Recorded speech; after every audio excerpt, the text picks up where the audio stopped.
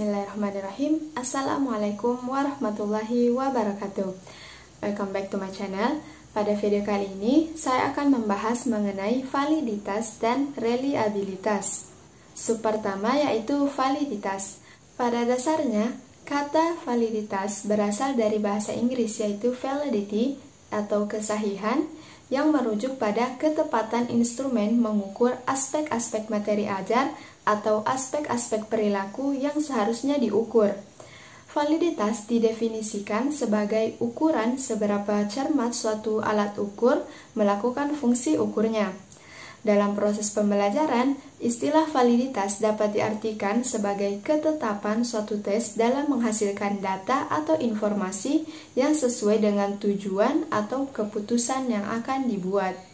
Untuk menentukan apakah suatu tes hasil belajar telah memiliki validitas atau ketetapan mengukur, maka dapat dianalisis dari segi tes itu secara keseluruhan maupun dari segi butir-butir soal yang menyusun tes tersebut.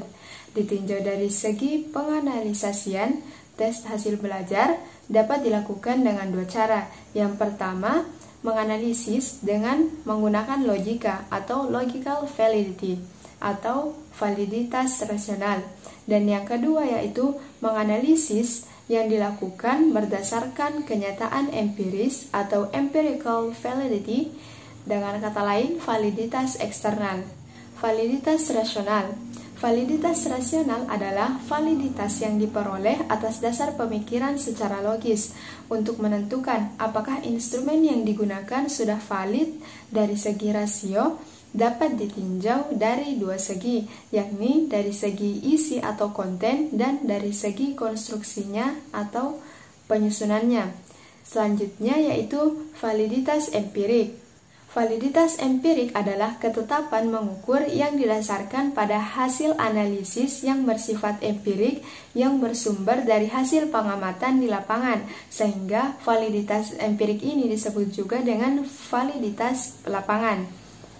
Untuk menentukan apakah instrumen asesmen hasil belajar memiliki validitas empirik, maka dapat dilihat dari dua aspek, yakni ketetapan instrumen tersebut dalam memprediksi atau meramal hasil yang akan dicapai dan dari segi keakuratan sebagai pembanding pada kriteria tertentu.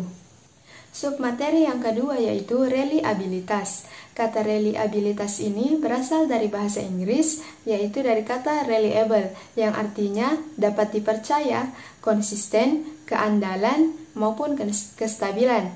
Reliabilitas berarti kemampuan alat ukur memberikan hasil yang konsisten dan stabil bila dilakukan pengukuran yang berulang dalam waktu berbeda pada objek yang sama.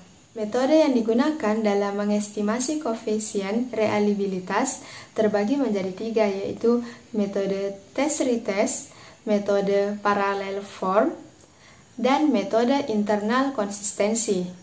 Yang pertama, metode test-retest. Metode test-retest dilakukan dengan menggunakan tes yang sama pada kelompok subjek yang sama dua kali dengan memberi tenggang waktu yang cukup di antara kedua penyajian tersebut.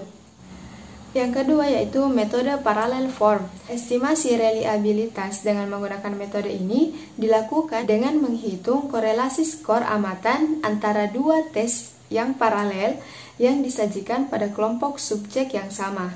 Yang ketiga yaitu metode internal konsistensi, di mana metode ini hanya memerlukan satu kali penyajian tes saja.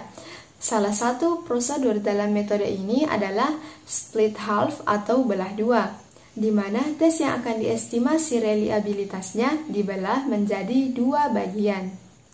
Well, itulah materi yang sempat saya sampaikan. Saya harap apa yang saya sampaikan dapat bermanfaat bagi kalian. Lebih dan kurangnya mohon dimaafkan. Terima kasih. Wassalamualaikum warahmatullahi wabarakatuh.